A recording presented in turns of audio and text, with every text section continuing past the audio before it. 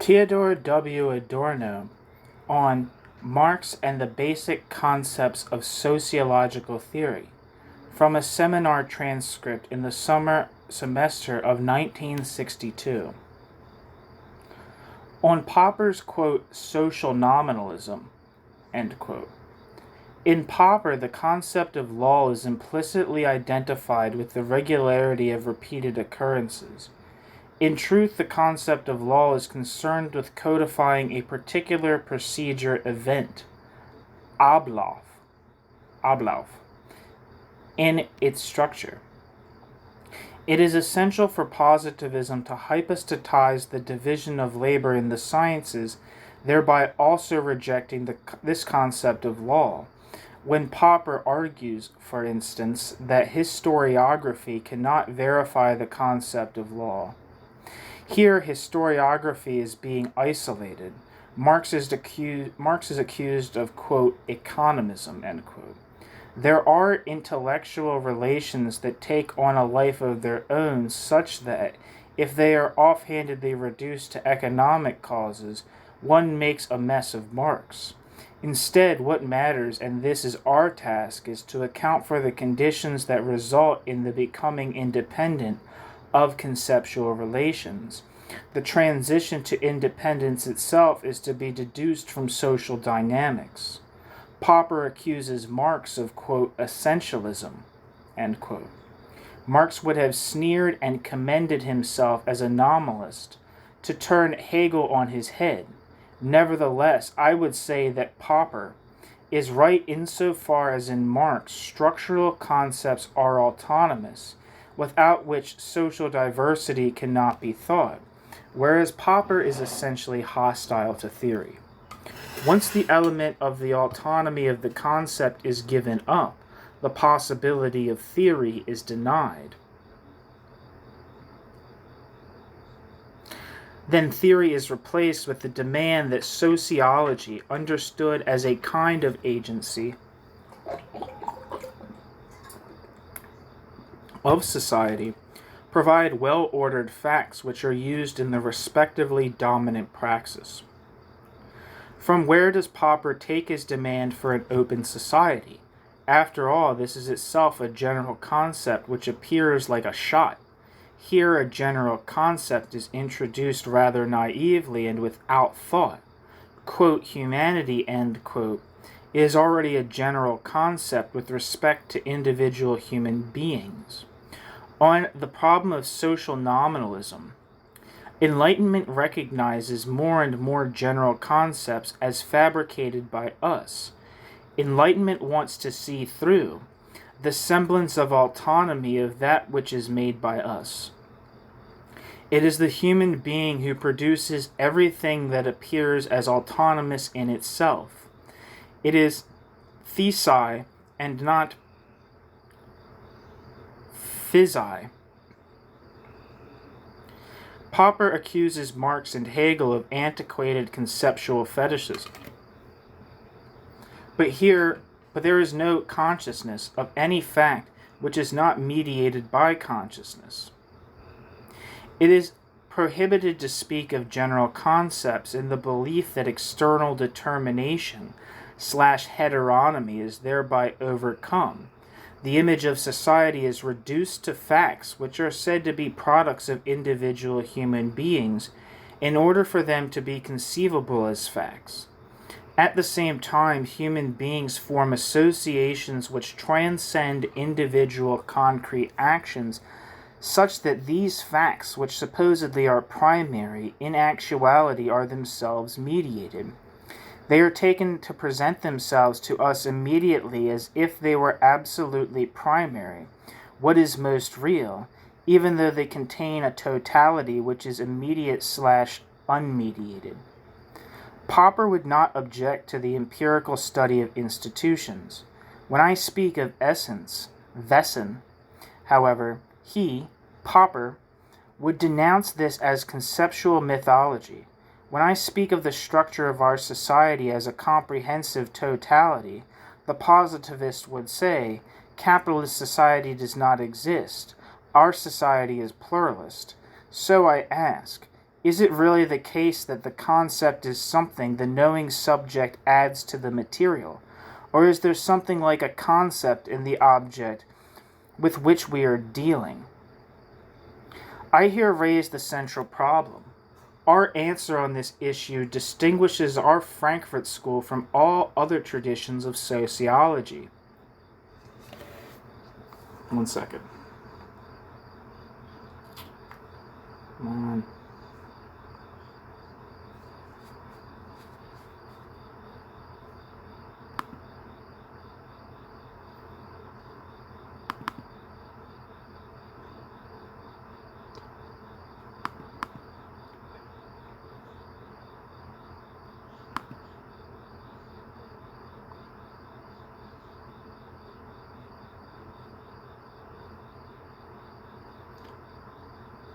God damn it. Sorry, hold on.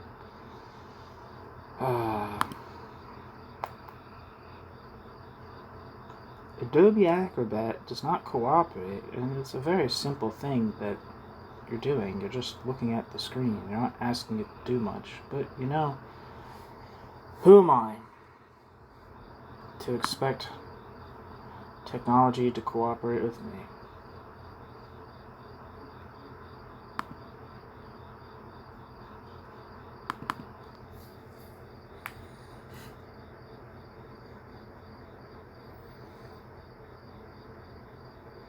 Come on. Son of a bitch.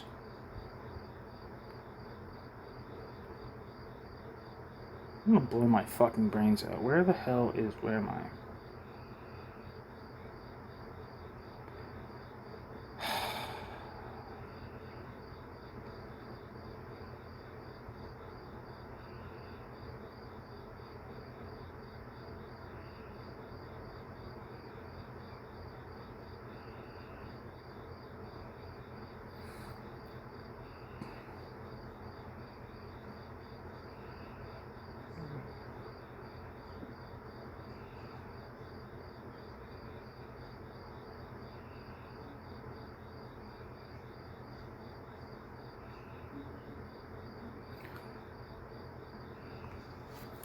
Sorry about that.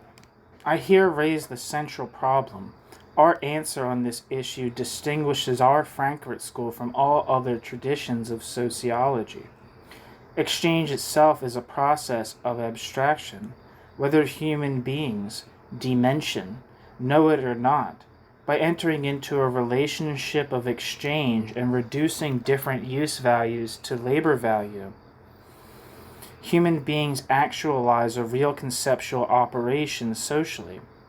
This is the objectivity of the concept in practice. It shows that conceptuality lies not only in the minds of the philosophers, but also in the reality of the object itself, such that when we speak of essence, Wesen, we refer precisely to that which society, without knowing it, already has in itself. If we stick to the facts, then we ourselves encounter the concept. We are forced to recur to the concept in the object itself instead of retroactively subsuming the object under ordering concepts. When Popper speaks about alienation, abstraction, Popper comes close to this moment that the relations between human beings are of an abstract kind. The concept is not to be fetishized, but instead is embedded within a dialectic with facts. The conceptual structure is itself a fact. Natural science has objects that do not have consciousness. If it were not for subjects who realize abstraction, that is, if subjects were not also thinking subjects, objective conceptuality would not come into existence. Objects are not immediately subjects, but there is something subjective within objects in the sense of what is necessary for abstraction. The object is nothing self-sufficient. However, one should not posit it as an absolute, because there is the moment of second nature, which towards us tends to harden into something opaque. The superiority of the social is so strong that society appears as if society really were first nature. Positivism is so blinded by society that positivism regards second nature as first nature and identifies the data of society with the data of natural science. In these questions, our school is in opposition to all sociological traditions of the world. When we say that a moment of conceptuality, Begrifflichkeit, lies in the object, this should not be taken to mean that society is based on something conceptual. Auf etwas Begrifflichem. One cannot arrive at relationships of exchange without a moment of conceptuality. It is a process of abstraction which relates the same with the same to the same. Otherwise, irrationality would reign in society. It is the moment of calculatory equation which has founded the difference between bourgeois society and feudalism. Even if a single human being, Mensch, had not had the idea of this absolute exchange, there would objectively still be a process of abstraction in the objective reduction to the same, a process of abstraction which amounts to the objectivity of the conceptual moment, regardless of whether human beings, Menschen, reflect on it or not. On the contrary, the greater the power/violence, Gewalt, of this conceptual moment, the less it is thought by human beings, but lies within the object itself. Therefore, the concept is the object itself, and not the subjective unity of features, Merkmalseinheit, of the object comprehended under it. This kind of objectivity of the concept is something else entirely than the kind of objectivity that is taught by mythological conceptual realism, instead containing nominalism as a whole. The conceptuality in the relationship of exchange to it is itself a kind of facticity. Yet there is something like a primacy of the object over the concept, and likewise there is a primacy of the nominalist over the realist motive. When we say that concept and fact are both moments, this does not mean that both have the same dignity. There is the predominance of the impenetrable over the other. Es gibt das Übergewicht des Undurchdringlichen gegenüber dem anderen. This way, we do not get into a kind of mythology. Marx accuses Hegel of making the predicate, that is, the operations and functions, the subject. Marx was a pure nominalist, according to his own understanding, but not according to his objective structure. Hegel says, to be sure, that the concept of the state is historically prior to the concept of society. Human beings would have first encountered society as the state. Then again, the method in the philosophy of right is to develop the argument that society necessarily strives towards the state by force of society's own dialectic. That is, the state is the product of society. Marx was extremely anti-anthropological, anti-psychological. His real interest is in the institutions which dehumanize human beings, den Menschen. Marx does not provide an analysis of humanity, des Menschen. This would be superficial with regard to historical being. Marx's understanding of Hegel is very problematic. The mature Marx, however, resumed the objectivity of the concept, particularly in contrast to the left Hegelians. The human being, der Mensch, is that living being, Lebewesen,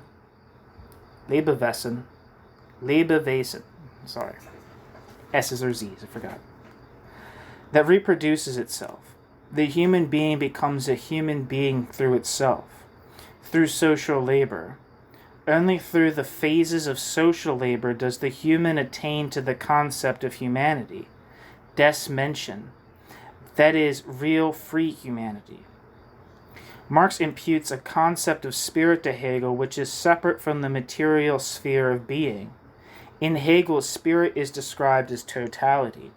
The determinations of labor, Arbeit, are by no means of a separate intellectual principle. Hegel thinks of a contestation of humanity, des Menschen, with nature, but interprets the total movement as a spiritual movement. However, the moments in labor, Arbeit, are equally material moments and not activities of an isolated spirit. The slave, Knecht, is not an intellectual. The spiritual lies only in the general relation which unfolds between master, Herr, and slave, Knecht. Objectivity, Gegenständlichkeit, has in a certain sense a more conclusive meaning in Hegel than in Marx because an unresolved remnant of the institutional vis-a-vis a free society remains. Adorno. It is the core theoretical lecture of the seminar. What does critique of political economy mean in Marx? Critique of the classical theory of liberalism, the critique of the economy itself. That is, critique of the self-understanding of liberalism, in particular in Volume 4, The Theories of Surplus Value, as well as a critique of liberalism itself. Marx is concerned with an imminent critique of liberalism. In the East, Marx serves the interest of power relations. This Marx belongs to the sphere of pulp literature. In the West, the accusation is made that Marx's theory is premised on subjective proletarian class consciousness. This is precisely what is not meant. Liberal theory is confronted with its own claim with regard to the act of exchange. Quote, "You say that equivalents are exchanged, that there is a free and just exchange. I take your word. Now we shall see how this turns out." End quote.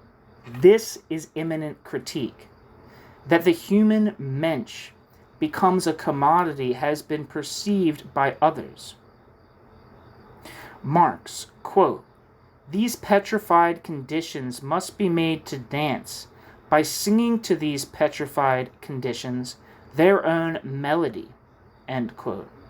Contribution to the critique of Hegel's philosophy of right. Not to confront capitalist society with a different one, but to ask if society conforms to that society's own rules, if society functions according to laws which that society claims as its own. Now, Marx does not say, no, this is wrong, but he takes the dialectic seriously and does not just flirt with the dialectic's terminology. In an exchange, something is both equal and unequal. It is, and at the same time is not, above board. The theory of liberalism conforms to its own concept, and by conforming, it also contradicts its own concept. The exchange relation is... Sorry. 1 second. Another interruption.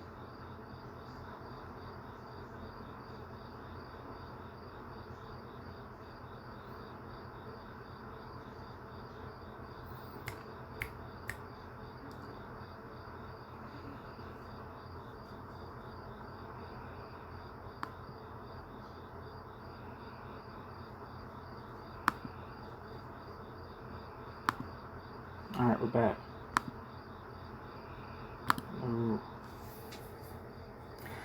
Alright, I don't remember where I was exactly, but the theory of liberalism conforms to its own concept. By conforming, it also contradicts its own concept. The exchange relation is, in reality, performed by class relations. that there is an unequal control of the means of production. That is the heart of the theory. This question is of almost no importance in today's discussion of Marx. Critique tests claims by confronting those claims with the object, and by deducing tendencies of development out of this contradiction. The late Marx would say that this method is still too abstract. The stages of development are developed as qualitatively different from each other, as in Hegel. Nodal points of development. Rostov, by contrast, does not recognize any qualitatively different fundamental structures. I'm going to go with Rostov. For Rostov, maybe it's Rostov. Rostov. For Rostov, two different stages are more or less ein mehr oder weniger. There are no qualitative differences. Marx is not simply an economic historian. For Marx, historical and systematic moments are mediated. The historical process itself is regarded as the logical necessary transition from one structure to another. Marx differentiates himself from static doctrines as well as from the mere historian who only describes different stages. The concept is entirely historicized. The process is formally idealist. It is the self-actualization of the concept. In this case of Marx, the modes of production. Double rejection with regard to invariant idealism and descriptive positivism. The commodity is characterized by its exchange value. It is precisely not need that constitutes the commodity. The commodity value is not derived from need, but from objective conditions of production, of which need is an element, but only in the last instance, that is, mediated by the interest to get rid of the stuff. It is characteristic of objective theory that objective theory starts from institutions rather than needs, from actual relations of power, relations of disposal/control. Verfügungsverhältnissen, quote, you always talk about explaining the economy out of needs, but the mechanism/business keeping, Getriebe, does not primarily serve the needs. Rather, these are satisfied at great cost and under the terrible grinding of the system, end quote. Need is only dragged along, and this is why the economy must not start from needs, because the world does not turn according to our needs. Our needs are only an epiphenomenon. What is decisive is the primacy of the apparatus of production over needs. This must be maintained against the objection that the phenomenon described by Marx could be represented subjectively. Marx's method consists of subsequently correcting abstractions by way of very extensive differentiations. Here I want to give notice of the problem of whether this is reconcilable with dialectics or whether Marx may have violated the principles of dialectics. What makes commodities exchangeable is the unity of socially necessary abstract labor time, Arbeitszeit. Abstract labor, because through a reduction to unity, one abstracts from use values from needs. When a businessman calculates, he can recur neither to conditions under which a commodity came about, nor to whatever a commodity is good for, but focuses on labor time, profit material.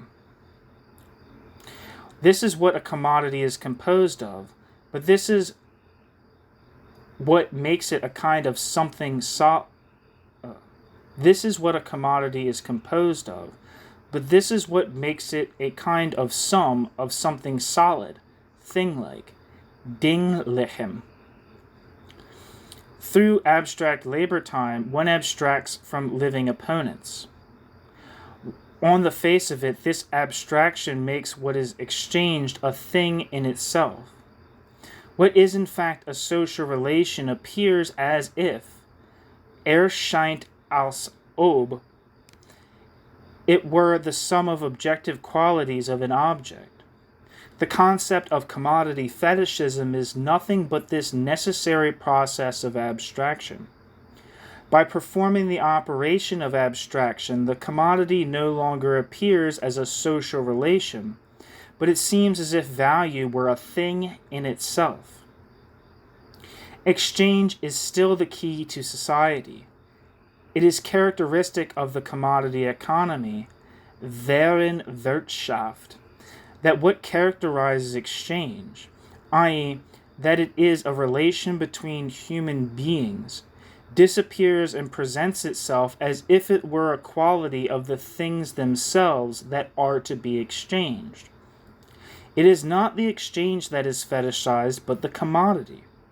That which is a congealed social relation, ein gerenenes gesellschaftliches Verhältnis, within commodities is regarded as if it were a natural quality, a being in itself of things. The illusion, der Schein, is not the exchange because exchange really takes place. The illusion in the process of exchange lies in the concept of surplus value. However, fetishized perceptions are not an illusion either, because insofar as human beings in fact become dependent on those objectivities, which are obscure to them, reification, Verdinglichung, is not only false consciousness, but also simultaneously reality, insofar as commodities really are alienated, entfremdet, from human beings. We really are dependent on the world of commodities, Verenwelt. On the one hand, commodity fetishism is an illusion. On the other, commodity fetishism is utmost ultimate reality, and the superiority of the reified commodity, der verdinglichten Ware, over humanity stands as testament to this, that the categories of illusion are in truth also categories of reality. This is dialectic. Concepts like the fetish character of commodities can only be understood when one does not merely transform them into subjective categories. Here I do not mean the appeal to today's human beings mention, which emanates from commodities in a store. It is not about the psychological fetishizing of individual commodities, but about the objective structure of the commodity economy. Therein Wirtschaft. In a society in which exchange value is the dominant principle, this fetishizing is realized necessarily. What is essential is that the commodity disappears as a social relation. All other reactions of reified consciousness, des verdinglichten Bewusstseins, are secondary.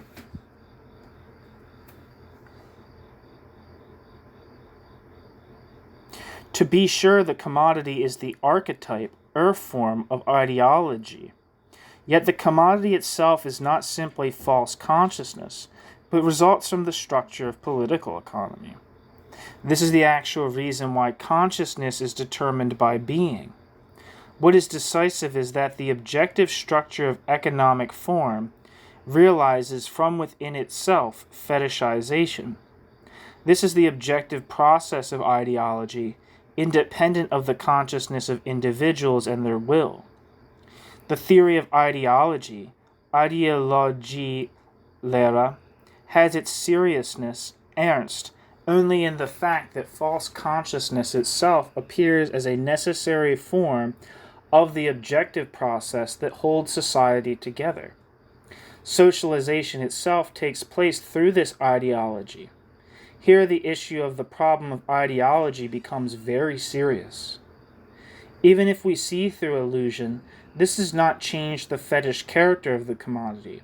Every businessman who calculates has to act according to this fetish. If he does not calculate in this way, he goes broke. Money is also only a symbol of congealed labor, geronnene Arbeit, and not a thing in itself, such that the processes in finance are not primary. Rather, financial relations have to be derived from political economy.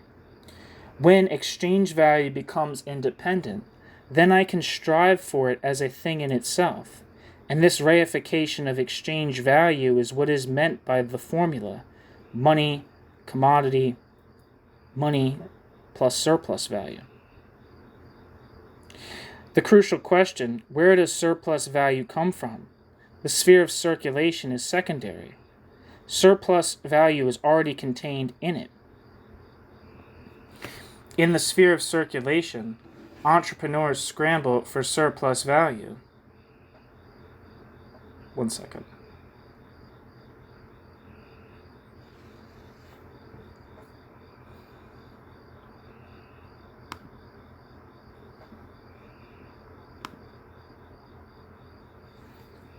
Crucial question, where does surplus value come from? Jesus Christ. Sorry, my computer's being a little bastard.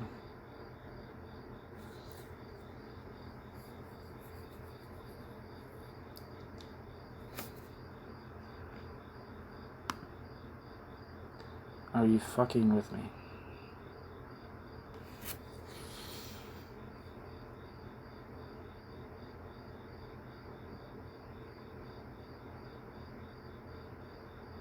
Son of a bitch. La la. What should I do? Should I sing you all a song, whoever's listening to this, while I fucking find where I was? Okay, I've gone too far. Let's go back a few pages. What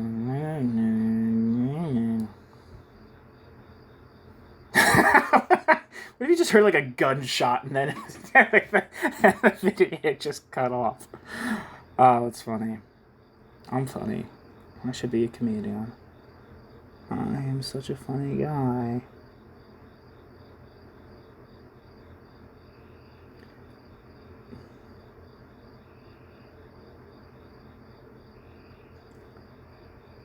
Yes. There we are. Crucial question, where does surplus value come from? The sphere of circulation is secondary. Surplus value is already contained in it. The sphere of circulation. Entrepreneurs scramble for surplus value, which is, however, already produced. Still thinking of that joke. It's so funny. Labor power, Arbeitskraft, is the source of surplus value because it is at the same time use value and exchange value. This is the crux of the matter. The worker is free insofar as he can move from one branch to another. Value itself is defined as social labor. For this reason, machines cannot produce value. What machines do refers back to labor because machines themselves are produced by human beings. Entrepreneurs strive for absolute surplus value, but not because they are bad people. Psychology is as alien to Marx as psychology is alien to Hegel. Marx's theory of, quote, character mask, end quote, contains the concept of role, Rollenbegriff, only that is here derived from objective conditions. The role is imposed on the subject by the structure. Today, as in Parsons, there is no reflection on, but instead an absolutization of the concept of role itself. The real reason why I am skeptical of the concept of role is that it is not understood as a necessary moment in a process, but that it is instead isolated and singled out. Essence of dialectics. Capitalists are forced to try to accumulate surplus value. For this purpose, capitalists are impelled to develop machines in order to replace living with dead labor.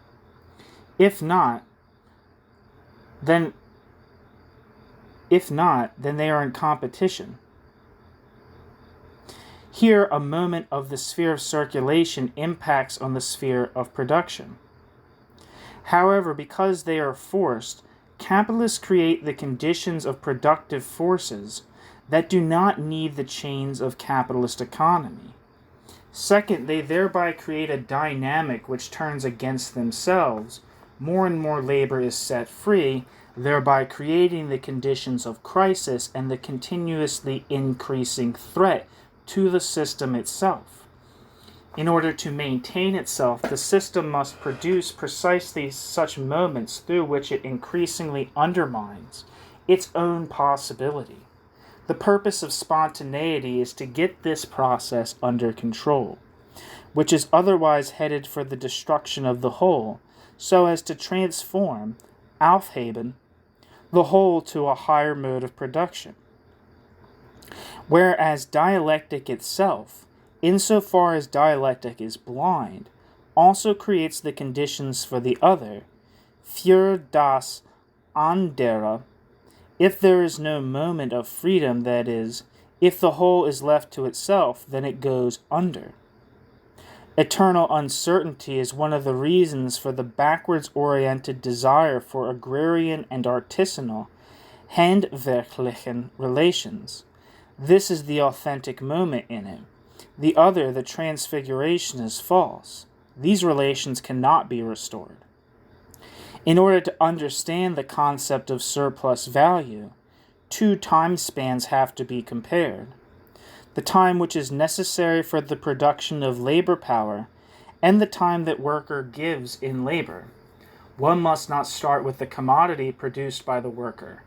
Rather, it is a matter of an exchange process.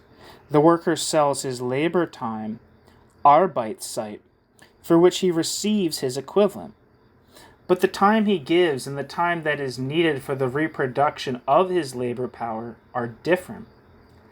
On the one hand, exchange takes place in the form of equivalence, where the worker gives his labor time and receives what is required for the reproduction of his labor power in return. Here lies the source of surplus value without having to consider the commodity produced. One exchanges the same for the same. Gleiches mit Gleichem. And simultaneously the same for the not same. Gleiches mit nicht Gleichem. Behind this lies the entirety of class relations. Only because the worker has nothing else but his labor power does he accept these conditions. Behind this strange exchange lies the question of class relations. It would probably be flawed to say that subjective theory is unable to explain the entire mechanism of the economy in terms of needs. It can certainly also be done in terms of subjective categories if one settles for outlining a formalistic scheme for economic processes. However, in doing so, one abstracts from the moment of social power and impotence, Macht und Ohnmacht, or Ohnmacht. It is not as if it is only today that consumption is controlled. Today there is only a new quality which prevails in the regulation of consumption. But in this society, the consumption of subjects is not the key for the economy, because the subject's own possibilities of consumption depend on 1. The overall economic system as a whole. One can consume only as much as social status permits. And 2. Consumption depends on the contemporary overall economic situation. The actual controversy does not concern which of the two directions economic processes can be represented more smoothly, but rather that theory more adequately portrays the reality in which economic relationships of human beings take place. An approach that does not account for the consumer's dependence on the overall system is inadequate to reality. One can demonstrate that the changes in the customs of consumption, Konsumsitten, do not spring from the subject, but that they are objective processes which have their roots in the structure of society.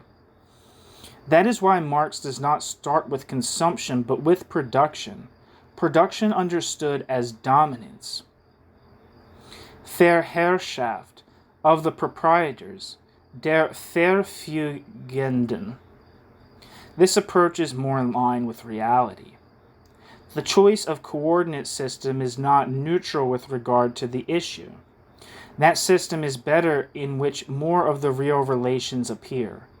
If relations are antagonistic, as in a class system, then antagonisms must also be expressed in theory.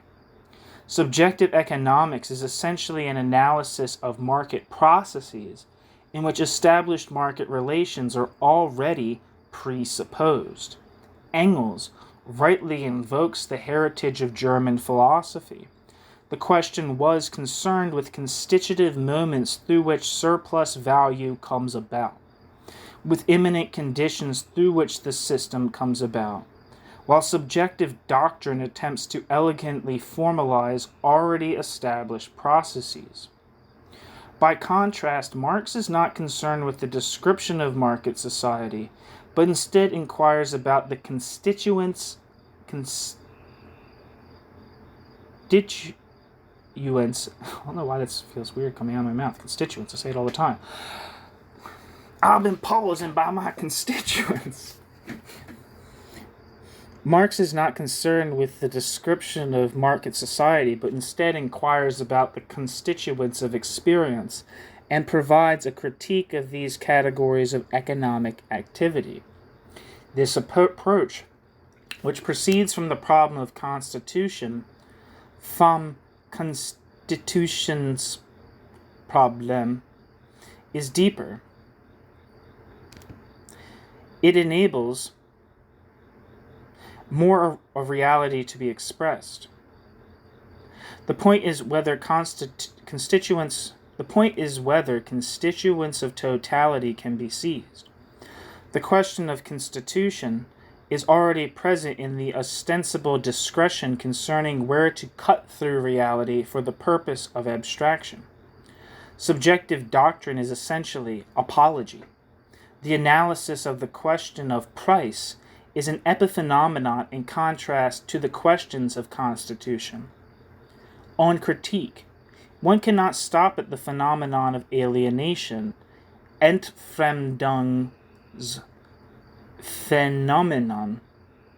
In principle, alienation is an idealist category. However, alienation results from the commodity character of the economy, der Ökonomie.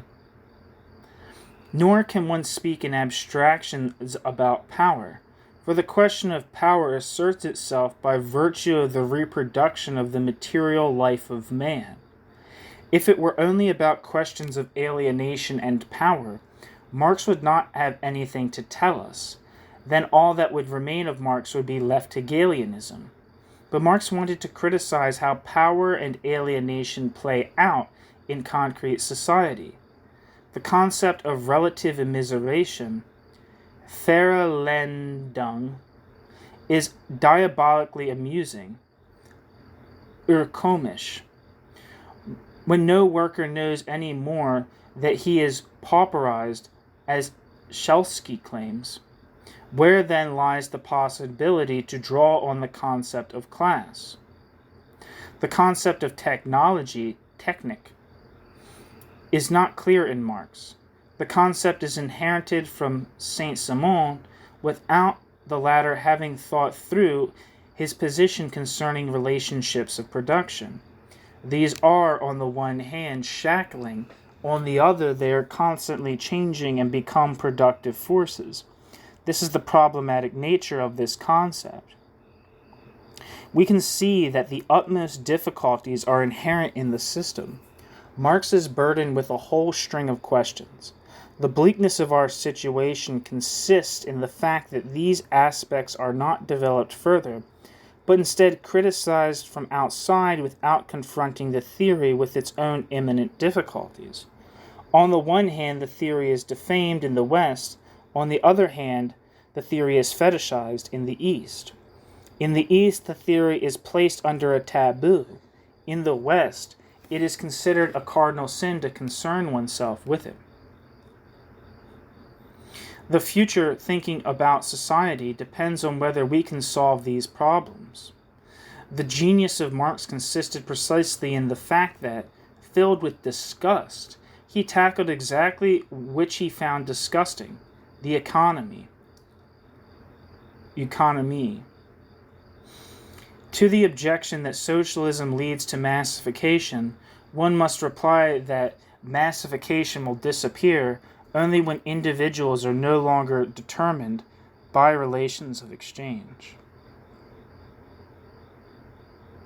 End of essay.